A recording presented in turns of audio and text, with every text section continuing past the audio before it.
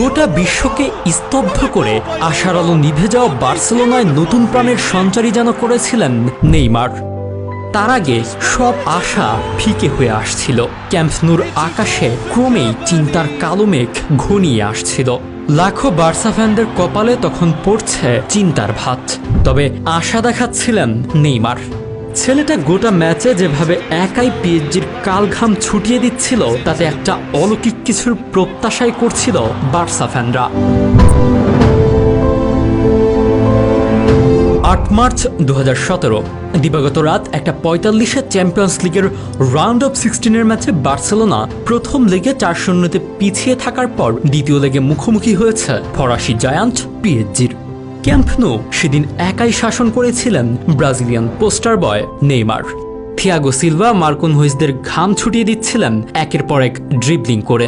Final থার্ডে বল বাড়িয়ে দিয়ে পুরো ডিফেন্স টালমাটাল করে দিয়েছিলেন। প্রথম লেগের ম্যাচ শেষে ৪-০ গোলে পিছিয়ে থাকা বার্সা এই ম্যাচে ৬-১ গোলের জয় নিয়ে অ্যাগ্রিগেট স্কোরে প্যারিসকে টপকিয়ে জায়গা করে নেয় পরের রাউন্ডে। সে ম্যাচে ২টি গোল এবং একটি অ্যাসিস্ট করেন নেইমার। ম্যাচটা জেতার জন্য নিজের সবটুকু উজাড় করে দেন এই ব্রাজিলিয়ান প্রিন্স। তার একক আধিপত্যে সেদিন ইতিহাস রচনা করেছিল বার্সেলোনা। তবে নেইমারের সে ম্যাচের অবদান খুব একটা গুরুত্বের সাথে স্মরণ করা হয় না। ম্যাচের শেষ মুহূর্তে সার্জিও রবার্তের গোলটাকেও যেন নেইমারের ওই ম্যাচের পারফরম্যান্সের থেকে বেশি গুরুত্বের সাথে স্মরণ করা হয়। সার্জিও রবার্তো গোলটা করেছিলেন ঠিকই, তবে তাকে এমন সুন্দর করে বল বাড়িয়ে দিয়ে আলতো ছোঁয়ায় গোল করার সুযোগটা করে দিয়েছিলেন কিন্তু ওই নেইমারই। কিন্তু তবুও কেন যেন নেইমারের সেসব কৃতিত্ব মিডিয়া পাড়ায় তেমন শোরগোল তুলে না।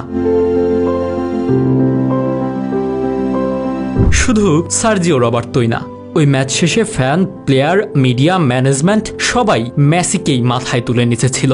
অথচ সেই ম্যাচে একটি মাত্র গোল করে মেসি, সেটাও ছিল পেনাল্টি থেকে। এতে যেন আক্ষেপটা আরও বাড়ে নেইমারের।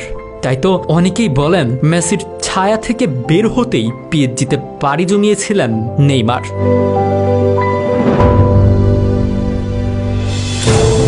ফুটবল দুনিয়ায় নেইমার জুনিয়র এখন স্রেফ আক্ষেপের একটা নাম। এভারেস্ট জয়ের সবটুকু সম্ভাবনা নিয়ে এসেছিলেন নেইমার, অথচ সম্ভাবনার সিকি ভাগও বাস্তবে রূপ দিতে পারেননি। তার স্মৃতি এখন কেবলই অতীত।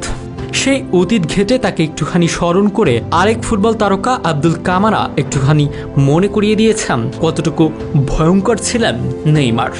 কামারা বলেন, আমি যাদের বিপক্ষে খেলেছি তাদের মধ্যে নেইমার অবশ্যই সেরা। আমাদের মনে হতো তাকে কোনো কষ্টই করতে হচ্ছে না, মনে হতো সে অন্য কোনো ফুটবল ম্যাচ খেলছে। সত্যি বলতে আমরা বাধা দিতে পারিনি, নিজেদের দর্শক মনে হচ্ছিল। বাচ্চারা যেভাবে তাকে দেখে সেভাবে দেখছিলাম।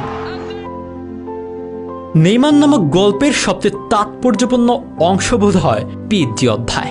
বার্সেলোনা থেকে রেকর্ড মূল্যে ফরাসি জায়ান্টরা কিনে নিয়েছিল নেইমারকে।